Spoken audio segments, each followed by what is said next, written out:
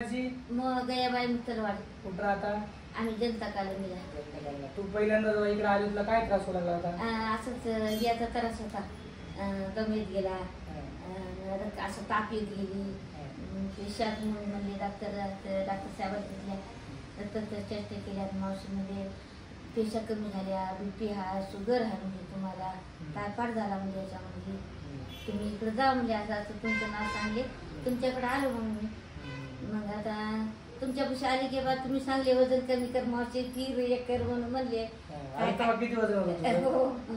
वजन किती होतं? 7 किलो वजन कमी झालं. आलं तर आजीचं वजन 67 किलो होतं. हो.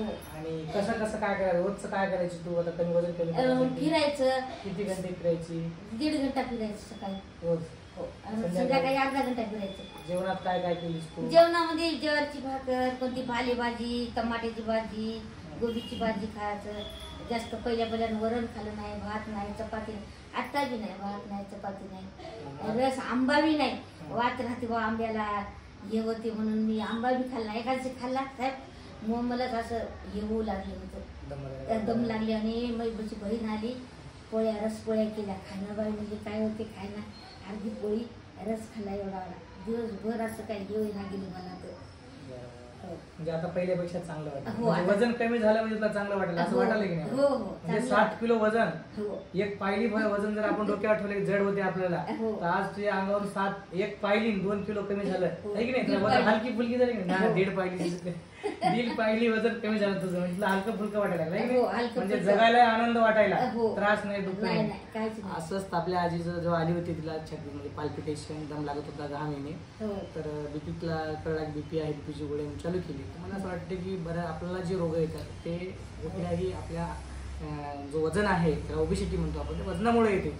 आज आमच्या आजीने आम्हाला सिद्ध करून दाखवलं की बा म्हाताऱ्या वयामध्ये सुद्धा आपल्याला वजन कमी करून आपल्या शरीराची काळजी घेता येते. बऱ्याचपैकी ओबेसिटी ज्या जाड बायका येतात पण स्वतःकडे लक्ष देत नसल्यामुळं आज मी बघतो, आज मी हिमायतनगर तालुक्यामध्ये बीपी आणि शुगरचे पेशंट भरपूर बघतो. खूप त्यांच्या जाडपणामुळे त्यांना रोगाचं आमंत्रण दिल्यासारखं व्हायला लागलं. आम्ही 28 ते 25 या वयापासून बीपीचे पेशंट चालू झाले. खाण्यावर त्यांचं कंट्रोल नसल्यामुळे तेलकट, मसाला, चिकन आणि खूप भरपूर प्रमाणात खातात. ते थोडंसं वजन नाव जर आपण कंट्रोल जर केलं तर मला असं वाटतं की तुम्हाला शुगर बीपीचा त्रास होणार नाही, भविष्यात तुम्हाला असे त्रास होणार नाही. मला असं वाटतं आजीकडनं सगळ्या तरुण जाड माणसांनी, तरुण माणसांनी शिकायला पाहिजे की या वयात सुद्धा वजन कमी करून आपला स्वतःचं बीपी शुगर कंट्रोल करता येते आणि त्रास कमी करून घेता येते. तर आजीकडनं आपण जी गोष्ट शिकूयात की सर्वांनी वजन कमी करून आपलं वजन कसं कमी करून नियंत्रण बीपीवरती कसं करता येते याकडनं सगळ्यांनी लक्ष द्यावं मी असं म्हणतो. आणि आपण पुढच्या भविष्यामध्ये असं ओबेसिटी जे जाड माणसं त्याच्यावरती योग्य अशाच डाएट, त्यांचं जेवण व्यवस्थित करून त्यांना फॉलोअप घेऊन त्यांचं व्यायाम, एक्सरसाइज काही वेळ करायचं होत नाही. नुसतीच फिरलीच ना आजी, काही वेळ काय करायला लागलं?